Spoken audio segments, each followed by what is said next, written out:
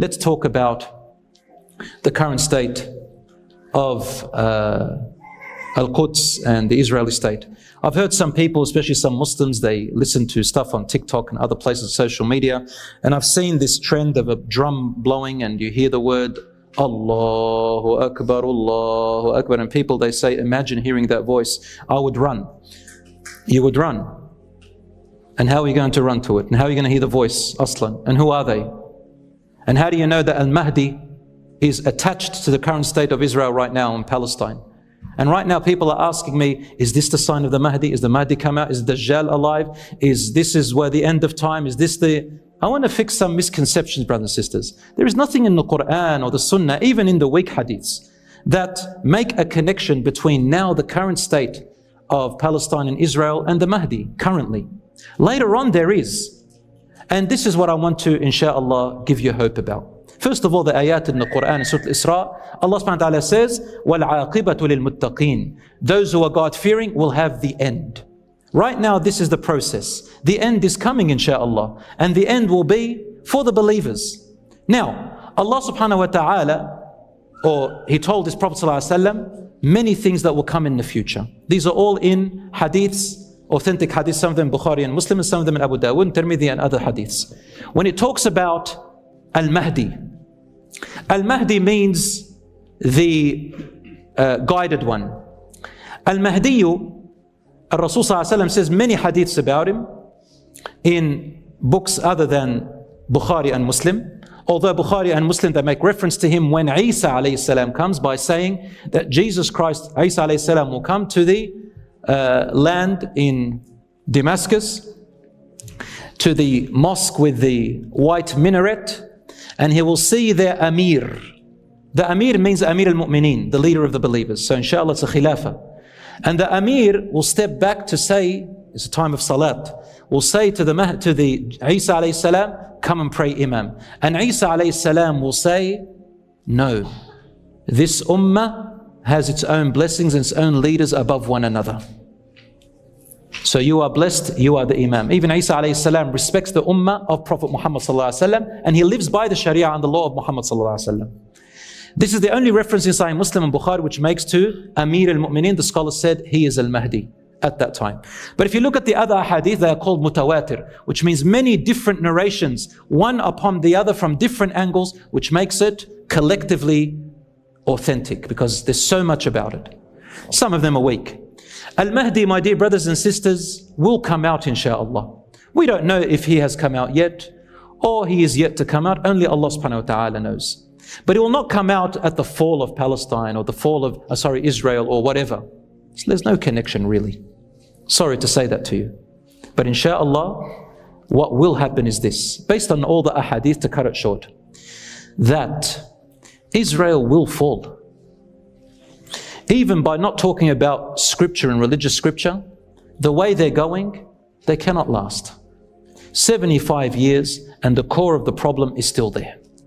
And now, alhamdulillah, the PR campaign against them is getting stronger and stronger. Subhanallah, we looked at social media as having harm, but social media also has good. There is a form of jihad which is called the PR campaign. So long as you know what you're saying and you know what you're doing, not just throwing around words. And there are people out there who are speaking, alhamdulillah, Allah subhanahu wa ta'ala has used people from the Muslims and from the non-Muslims for this cause. And Allah subhanahu wa ta'ala knows best. But let's not jump to assumptions. Al-Mahdi will come at a time from the context of the hadiths where Israel has already fallen. Because it says in Sahih Muslim Bukhari that when Isa alayhi salam arrives and he will go to pray in the Minar al-Bayda, the white minaret, the army of the Amir is there. And they'll be heading to where? To Bayt al-Maqdis. When Isa alayhi salam enters Bayt al-Maqdis, the Mahdi and the army are already there. And who is there at the same time on earth? The Dajjal. The Dajjal is what the Christians call the Antichrist. We call him the Dajjal, the one-eyed, the liar, the false Messiah. His story is long. But the Dajjal will be there and Isa alayhi salam will come and his mission will be to kill the Dajjal. The hadith, which is in Abu Dawud, Tirmidhi and others, says that the Dajjal will come from a place towards Al-Aqsa to fight the army of Al-Mahdi, the Muslims yani. And we are already in Al-Aqsa way before. And with him there will be 70,000 Jews whose lineage is from Asbahan or Esfahan, which is now called in Iran. And even right now there are Jews who live there, but they are peaceful Jews and they don't agree with all this Zionist stuff. They're peaceful people, and most of them are businessmen, and they're actually called Iranian Jews. They don't call themselves Israeli Jews, but they're from Asfahan. And what this means is they'll come with 70,000 Jews from Asfahan, meaning that they did disperse in the world, but their origins and their lineage is from Asfahan once upon a time. So the Jews are not in Israel, and the Jews come back and Al-Mahdi is there, and then Isa alayhi salam will come out, and when he sees the Dajjal, he melts in front of people and he starts running away, and then he comes and kills them with his sword, and then blood stains on his sword, and he says to the people, if this was your God, because they start believing he is their God, they believe he is the Messiah, will he die? And that's when a large group of Christians themselves, they return back to truth. A large group of those who became Christians and Catholic and Orthodox, they do see the truth, and they follow Isa alayhi salam. And a number, Allahu A'lam, some scholars said, and a number of Jews as well. Allahu A'lam. Allah knows best. The Mahdi will come out, according to the hadith which is in Abu Dawud, Tirmidhi, that he'll come out from the far east. Where is the far east? There is a hadith which says that he comes from Khurasan, and the black flags will come from Khurasan, and that's the sign. But the hadith is weak, brothers and sisters, and there's nothing authentic about Khurasan in itself. But black flags will come to support Al-Mahdi from the far east of Medina, so towards Iraq and that area. And when they come, they'll hear about him. Al-Mahdi will be running away from a group of people, army, who are after him, after 3 sons of kings will fight over our treasure. The Prophet ﷺ said, Kanzikum. And Ibn Kathir says, your kanz is Mecca. That's your kanz, your treasure, meaning what you have very dear to your hearts. And these 3 kings will fight over it. Not one of them will get authority over it. And that's when Al-Mahdi will come running away, and he will seek refuge in Mecca, around the Kaaba in Mecca. And that's where the scholars will recognize him, and people will walk around him and they will support him. And then there will be people and armies coming after him to kill him for some reason. The earth will swallow them, as in the hadith al-sahih, and then the people will hear about him, and it becomes wajib and fard to follow him and support the Amir. He'll become the Khalifa of the believers. That's basically what we have. Everything else, brothers and sisters, we cannot say for sure. Some people ask me, is it the last hour? I say to you what the companion said to Rasulullah sallallahu alaihi wasallam. He said, Ya Rasulullah, mata as-sa'a? When is the last hour coming? And he said, Mada a'datta laha? What have you prepared for it? And this is what we should be thinking about, brothers and sisters. What have we prepared for our last hour? We see what is happening around the world. What are we doing with ourselves? What are we doing with our families? What are we doing with our community? What are we doing with our wealth? How are we doing it? MashaAllah, I saw a lot of Muslims go to protests, and I'm not against it. But when I saw, alhamdulillah, I see a flame inside of the Muslim's heart, especially the young people. The other day I gave the khutbah at my school, and subhanAllah, young people from grade 6 all the way to year 12, I could hear a pin drop, MashaAllah, which shows that there is, insha'Allah, optimism. There is good in this generation. About 30 years ago here in this masjid, all I saw were people over 40, and people who didn't know, English and anything else, and all the youngsters were out, no one to be seen. Alhamdulillah, we come to the masjid, any masjid in the world, you find young people there. Allahu Akbar.